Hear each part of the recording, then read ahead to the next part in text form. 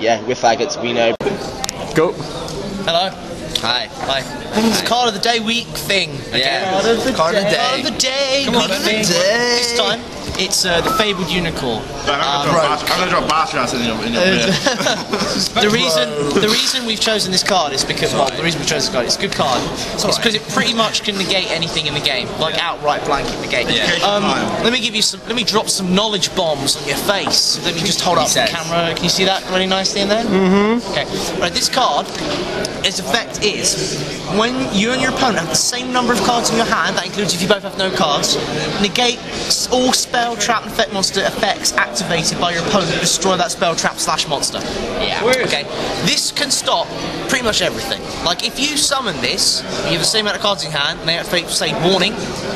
It will negate it before it starts. The ruling is, right? Yeah. If he hits the field and you have the same amount of cards in hand, if they warning, then warning will negate his summon, so therefore he's not on the field to negate. But if he's already on the field and you summon a monster, or if you go into a special summon play and they warning, that Unicorn will negate warning. Yeah.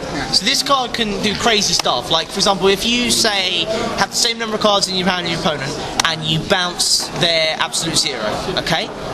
Absolute Zero will go to the extra deck, try and activate the effect and block the field, and this will kill it in the extra deck. Say no. Literally, as long as you have the same cards in your opponent's side of the hand, yeah, even if it's a 0, this will kill everything. Like, it will kill everything, okay? Like, that includes a resolution of costs. So, say, for example, I have 5 cards in hand, and I've got Unicorn out, and my opponent has 6 cards in hand. I do something, and they say Divine Wrath it. At the end resolution, we'll have 5 cards, so it just stops it, point blank. It doesn't matter if it's a counter trap, anything. It can even negate continuous effects. So, if you activate Oppression, or try to activate Oppression while this card's face up with the same number of cards in hand, this card will kill it. Okay? It's quite a strong beast stick at 2/3. It requires a Fabled Tuner and non-tunable monsters, which is a bit bad. Yeah, it's alright, but it's Horn of the Phantom Beastable. Horn of the Phantom Beastable, which is something that's very abusable. And it needs to have more recognition for what it can do. I mean, I don't know any other card in the game that pretty much has the negating abilities of this. I can't. This is ridiculous in so many ways. The fact it's a level 4 as well, you can bring back the Cruise. Yeah, you expect something back with Cruise from Graveyard. Fabled Cruise, which is special summons a level 4. It's level 4. The only thing is, it is broken, but it is niche to the Fabled deck. So, seeing as Fabled got hit hard and popped it down to a 1, it's really... That's why we haven't really seen much from it, because Fabled Turbo just isn't the same anymore. Nah. I think if someone can figure out a way to build a deck to abuse this, it would be very difficult to build, but it'd be so good. That's what made Fables really well. If they do find a way and they dark hole and they have less cards than you, and you manage to chain an effect that makes you draw, or an effect that makes you discard to get the same amount again, it will negate the effect of hold or heavy at resolution.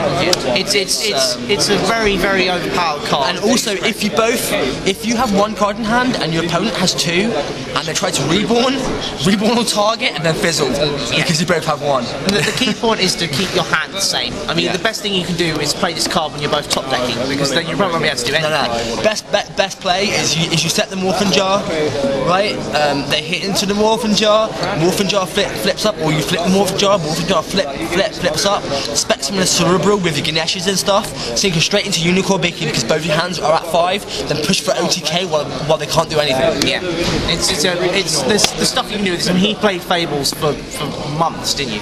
Months and months, and he played this to death. And I mean, I dabbled in Fables as well. And if you get this out, defend it well, and play around it, it's such a pain in the ass. Most games that I actually won with Fabled was around him. You get him out, you sit in there, and you make them suffer. And mainly that's it. The only disadvantage to this card is the fact that obviously if you play around the hand matching thing, then it's just a 2/3 you're forcing them to waste resources, really. Yeah. So. But the thing about it is 2/3, which is good for level 4, but unfortunately it's not strong enough to nowadays stand up stuff like Lagier. I mean, Lagier is just better. Lagier is just better, unfortunately. But we figured this is an underappreciated, underseen card. because a lot of Fable decks never really ran it and never really looked at it. We never And the artwork is beautiful. Yeah, this is one of on looks alone. This is one of the best looking cards ever. It's just adorable. It's a very well drawn card. If you can, it's a very nice card. It's a very nice card. So if you're building Fables or have something that runs Fable tuners, if you're running Fabled, if you're running Fabled or you have Fabled, like run him at 1. Yeah. You run him at 1 because he's rebornable with Cruise. Yep. Cruise can spam him quickly. The good thing about that is it leaves extra space to your extra deck. Yeah, stuff. My favourite play was summon him, and if you are in a situation where we need a field wipe, normal summon Kashano. Kashano's synchro with Unicorn.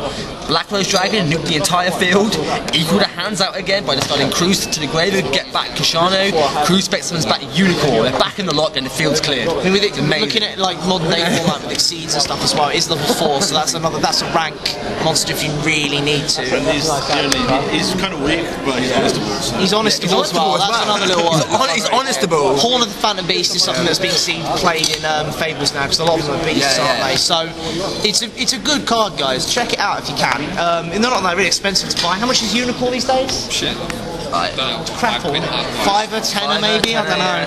Standard, give it a try, man. Yeah, if you try. Yeah, bear in mind though, this is the key thing everyone's probably going to forget, but it does require a Fable tuner. Yes. Okay, so that's going to be Chawa, Cerebral, yeah. What else is there? Kashano's 3. You can people could technically run this in like plants, run a Kashanu, Turgide with tokens too. Those tech for plants you might want to consider, man. I mean, they pass a good hand control. But yeah, check it out. Fable Unicorn. That's us done out. We've got the Misplay Master. Yeah, Misplay Bullshit Master, James, mate. Yes, King of Card mate. Games. See you next Jesus. time.